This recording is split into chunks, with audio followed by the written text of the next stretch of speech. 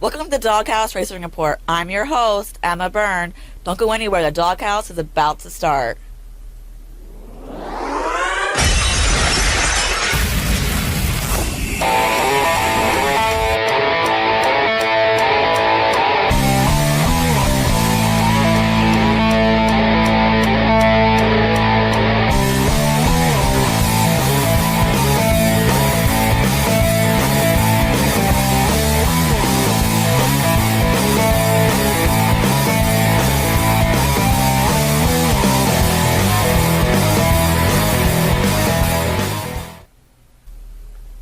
This week, most of the road racing series were off with the exception of the British Superbike Championship.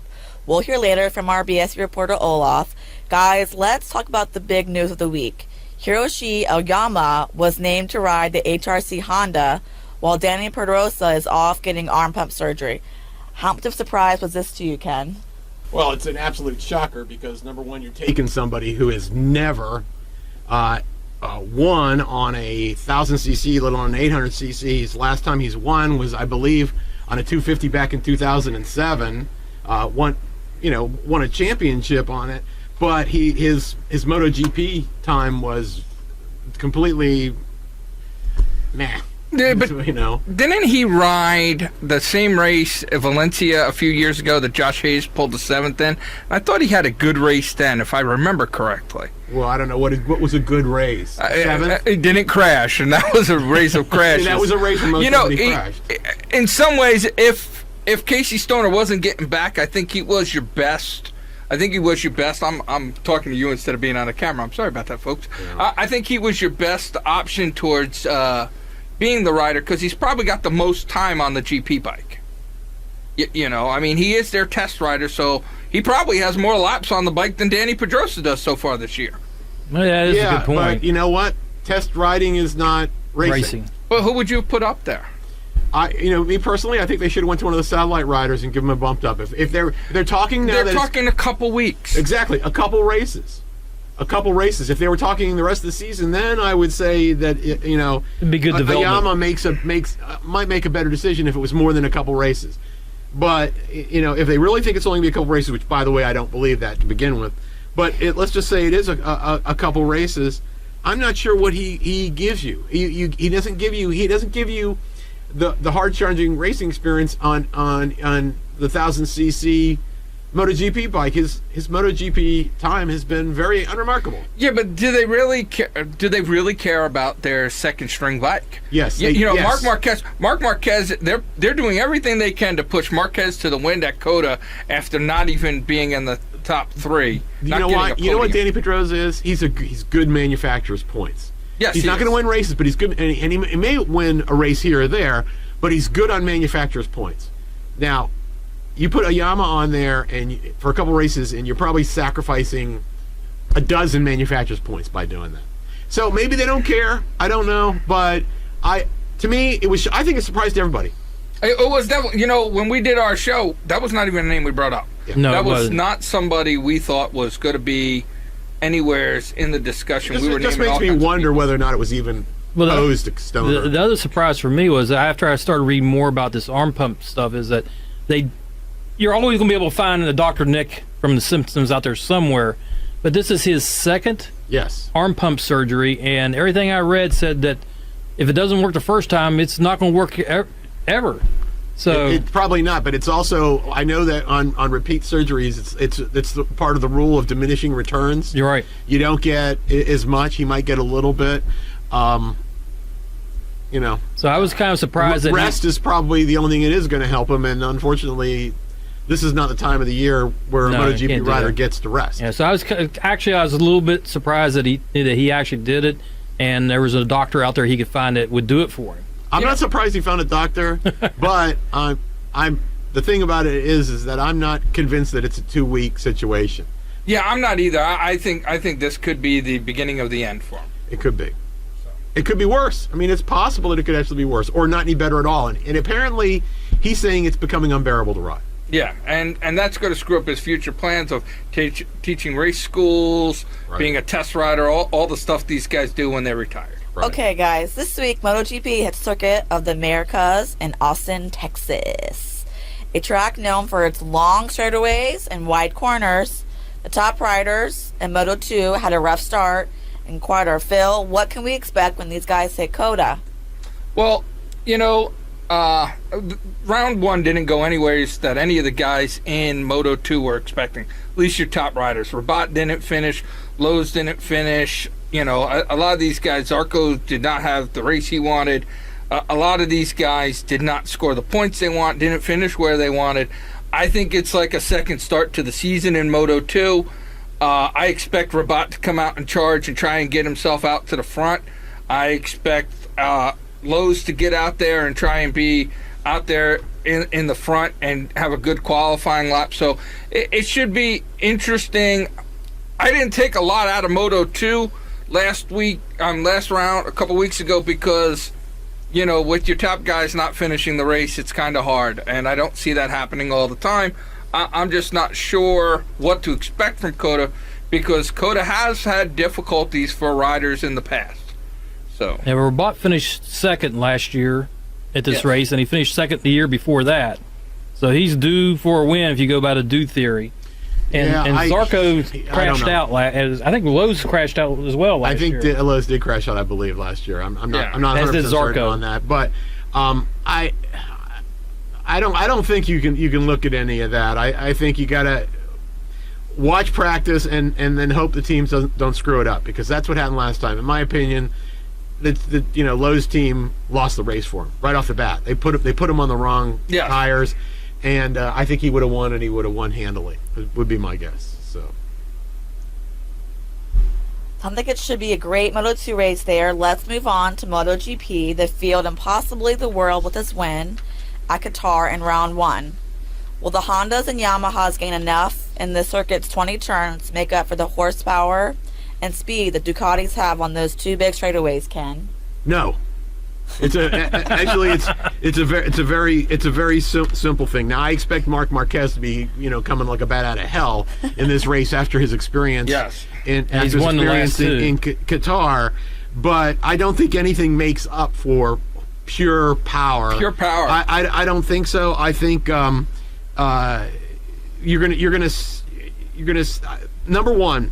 Marc Marquez has to be your favorite in this race. I think he has to be your favorite in this race. He knows the track, he knows his bike, and when we say Honda, I think we have to talk about, because it's Marc Marquez is the only one who's really got a real shot at winning this race on a Honda, in my opinion. Yamaha's seamless transmission. I don't measure the benefit of their seamless transmission against the Hondas because of what happened last time. Because Marc Marquez was in the back of the pack. So they weren't racing Marc Marquez. They were racing Dovizioso, and they were racing Iannone. We'll just have to wait and see. But the thing is, Coda has that big straightaway. Big advantage. So it's going to be interesting to see big advantage. How the Ducatis do in the straights against the rest of all. Well, they're just way faster than everybody else. Yeah, and if they were hitting 218 at Qatar on that straightaway, they're going to be in the 220s. They're going to be like 400 miles an hour. I mean, it's like double the length. You know what I'm saying? Yeah, they're gonna. That's going to be a big number. There is a turn at the end of the straight, though. Yeah, but that's okay. If you hit it fast, you won't even know you didn't make it. Right. So I'm with you.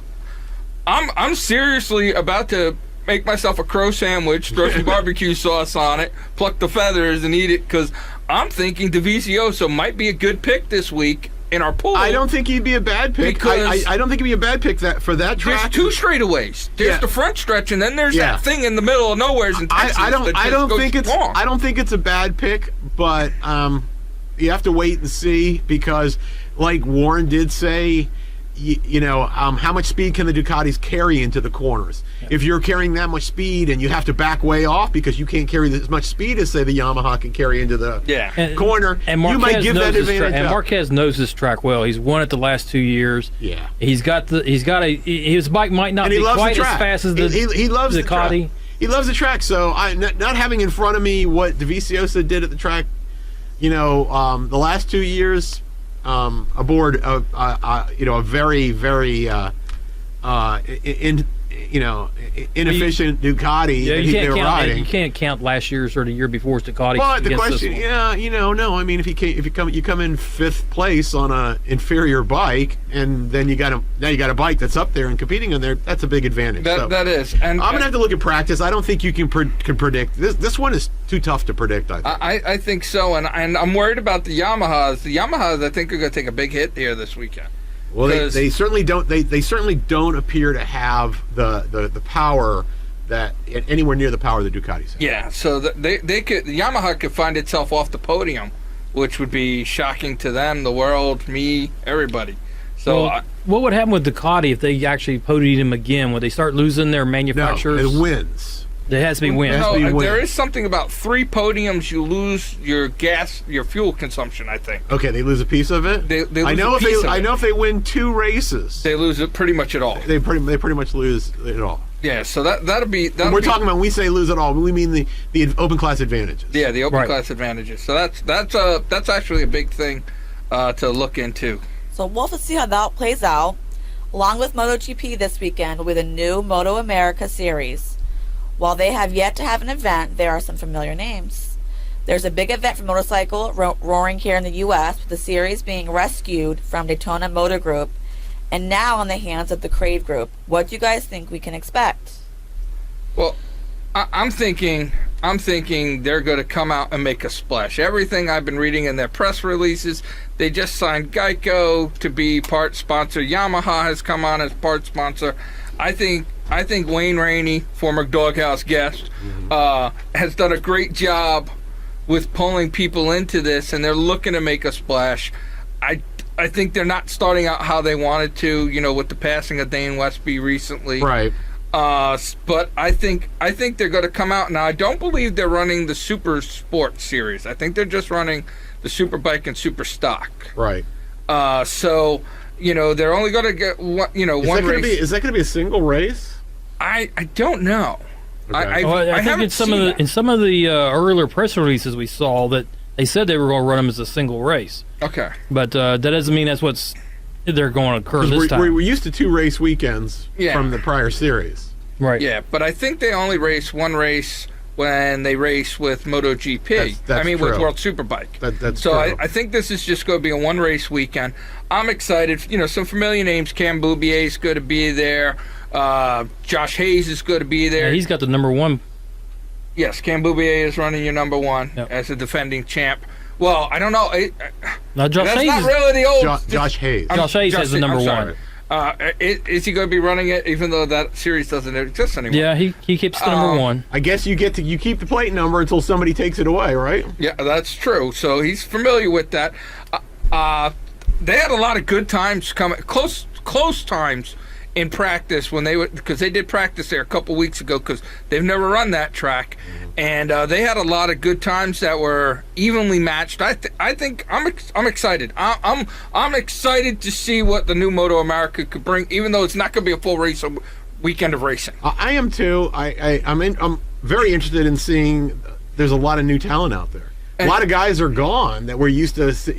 We used to watch in the AMA series from earlier years have now moved on to different things. Some of them are in World Superbike, World Superstock. Some of them are on in different series, British Superbike, and some of the other support series that are out there. So it's going to be interesting because there's going to be a lot of names. I've looked at it. I've looked at some of the people they mentioned. I've never heard of them. So some of the guys I've never heard of. I think it's going to be very interesting. But you got to think, starting right off from the beginning, you got to assume that the Yamaha is going to be dominant. Yeah, I would assume that. I think it's a great opportunity for these guys to get in front of the world racing teams. You know Definitely. what I mean? It's a great opportunity. And then, on a side note, Westby Racing, Dane's father, has decided they're going to race the season this year, and they've named Jeff May come and race. Jeff's a very solid rider. He raced World Superbike last year. He wasn't on a competitive bike, but he was in the Daytona 200, and he did quite well in the Daytona 200. He did quite well in the Daytona 200. Right. So I'm looking forward to seeing how he does it. In some ways, I'm very glad the family is picking up and continuing it. His father said, "What would Dane have done?" And Dane would have pushed on. Right. So I'm excited about that. like I said on our previous show, I really thought this was going to be the opportunity of a lifetime for Westby, coming into this, because he was going to get to be in front of the world guys. Right. The fact that Jeff May's now getting that chance and stuff is great for Jeff May. I don't think he'll embarrass the team at all. No, absolutely not. And I look forward to that in the future. So that's kind of what I'm expecting this weekend, and I'm just hoping that it's some good racing and we get to watch the only thing I'm kind of worried about at all on this is that very few of these racers, as Ken alluded to a few moments ago, very few of them have actually rode on this track at all, other than practice laps here this last week or so. Well, no, they did about 2 weeks ago. They did testing and that's really all they've got on there. Most of the guys out of the entire field, very few of them have actually raced on this track. Yeah, but a lot of times in motorcycle road racing, you don't have a lot of time on the tracks. You go there once a year, or sometimes twice for testing. So I don't see that being that big of an option. I'm sure these guys were all at home playing their video games, learning the track like the back of their hands, because that's what everybody does nowadays. So I think it should be some good competitive racing. I do see Josh Hayes winning it. Until somebody can beat the guy, I can't see anybody. I can't say that. You got Cam Boubier could. Cam Boubier. You got another guy here on an equivalent bike. So I don't know at this point. This past I can't weekend, predict. the British Superbike Series hit Brands Hatch. Our BSB correspondent sent us his take of the weekend. Hey guys, this is what's been happening over here this weekend, and I'm going to give you a little roundup there of this week's action from Donington Park. I know I didn't actually get to see the racing because I'm down on holiday, so I'm doing this report a bit on the fly. But I'll give you a roundup of the weekend's action there. And qualifying was a bit of a surprise. James Ellison got pole position there ahead of Josh Brooks and ahead of Shane Byrne. So good little result there for James Ellison. Didn't expect him to be quite up there that fast. So onto the race, and James Ellison managed to convert the pole position to the win with ahead of Shane Byrne. He managed to beat Shane Byrne by less than a second, 0.1 of a second, I think it was. And Josh Brooks was about 9 seconds back then, I think. So good result for the three of them. I would like to see Keogh up there, but he didn't get a good qualifying. He ended up finishing in 14th. Bad weekend for him because he didn't finish race 2 either. But Shane Byrne had the fastest lap in race 1, so he was on pole position for race 2. And same as race 1, same as James Ellison did, he managed to convert it for the win. This time he managed to win ahead of young Danny Buchan on the Honda. Good young rider. He was Super Stock 1000 champion last year, so good result for him, second place. And third place then was Stuart Easton, Shane Byrne's teammate in the Kawasaki, the Rapid Solicitors Kawasaki. I would like to see Stuart Easton up there more. He should be up there more. So good result. James Ellison was down in 12th in that race, so I don't know what happened to him. Maybe he had an off and had to fight his way back, I don't know. Josh Brooks was 6th in that race, so it's better work for Josh Brooks to do, and with Keogh not finishing that race, they've given a little bit of a lead there to Shane Byrne already. It's first races of the season, there's not much there, so plenty of time to come back, and I expect all three of them to be strong and pushing come the showdown. So that's it. I'll be back there in 2 weeks' time. I think the next round will be. So hopefully I'll have a more comprehensive report and I'll actually get to see the racing then. So I'd like to say thanks to Emma for having me on this episode, and I'll be in touch again. Thanks very much. Thanks, Olaf. Definitely sounded like that was a great kickoff to their season. This weekend, MotoGP is at COTA along with Moto America, and World Superbike will be in Aragon. The 250 West returns this week as Supercross hits Houston. Check back with us next week for new updated power rankings for MotoGP, World Superbike, and Supercross, along with our take on this weekend's racing. Thanks for watching. Click subscribe so you don't miss any of our shows, and follow us on Twitter at DawgHouse Radio.